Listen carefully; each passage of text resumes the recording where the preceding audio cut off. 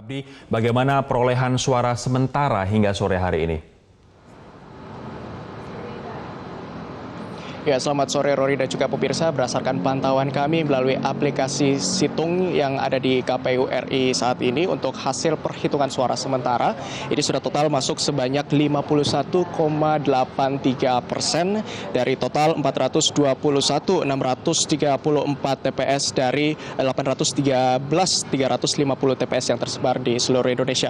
Selanjutnya yang dapat kami informasikan untuk pasangan Capres dan juga Cawapres yang unggul dalam perolehan perhitungan suara sementara di Situng KPU RI.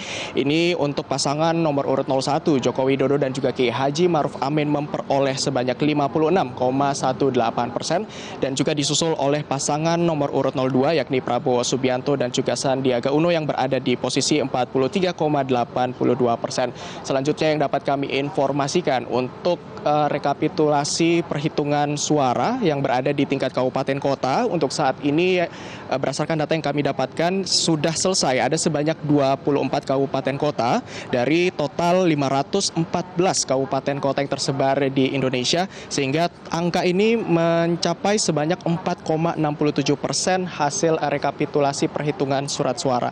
Dan rekapitulasi ini juga dilakukan secara manual dan juga berjenjang mulai dari tingkat kecamatan, kemudian akan berlanjut ke tingkat kabupaten kota, kemudian provinsi, lalu di KPU RI. Sementara jika kita melihat secara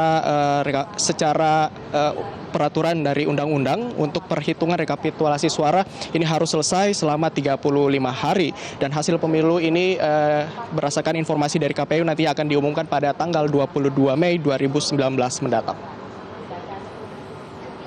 Rory. Abdi, terkait dengan petugas KPPS maksud saya yang meninggal ataupun sakit, apa respon dari KPU terkait hal ini sejauh ini? Ya, Rory, berdasarkan informasi yang kami dapatkan dari pihak KPU, nantinya untuk KPPS ataupun petugas KPPS yang meninggal ataupun mengalami sakit pada saat bertugas, ini nantinya akan mendapatkan santunan dari KPU. Dan berdasarkan data yang kami terima dari KPU RI, ini ada sebanyak total yang meninggal dunia sebanyak 304 orang, kemudian yang sakit ada sebanyak 2.209 orang, dan sehingga total ini mencapai yang meninggal dan juga yang sakit ini mencapai 2.513 orang. KPU akan memberikan santunan kepada pihak keluarga dan juga korban yang sakit, diantaranya untuk meninggal dunia sebesar 36 juta rupiah. Selanjutnya untuk yang cacat permanen ini akan diberikan santunan sebesar 30.800.000 rupiah, luka berat 16.500.000 rupiah, sedangkan untuk luka sedang mendapatkan santunan sebesar 8.250.000 rupiah. Dan berdasarkan keterangan dari Sekretaris Jenderal KPU Arif Rahman Hakim yang menyatakan bahwa KPU akan membuat surat edaran petunjuk teknis untuk KPU daerah terkait dengan mekanisme pencairan dana santunan. Selanjutnya KPU juga akan melakukan revisi anggaran dengan perkiraan sebesar 40 hingga 50 miliar rupiah untuk dana santunan petugas yang meninggal. Dana yang digunakan adalah optimalisasi anggaran dana KPU.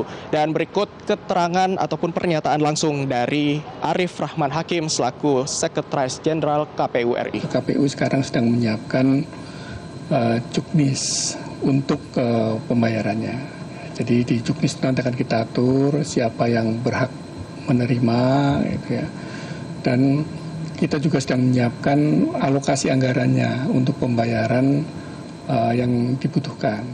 Jadi kalau dari besaran yang meninggal itu kan sekarang sudah 304 data yang terakhir kami terima, dan ini kan berkembang terus ya. 304, kemudian santunan yang akan diberikan itu 36 juta per yang meninggal. Dan kami sudah menyiapkan besarannya untuk sementara ini sekitar 40 miliar kita alokasikan. Sekian yang dapat kami informasikan dari gedung KPU RI. Kembali ke Anda di studio, Rory.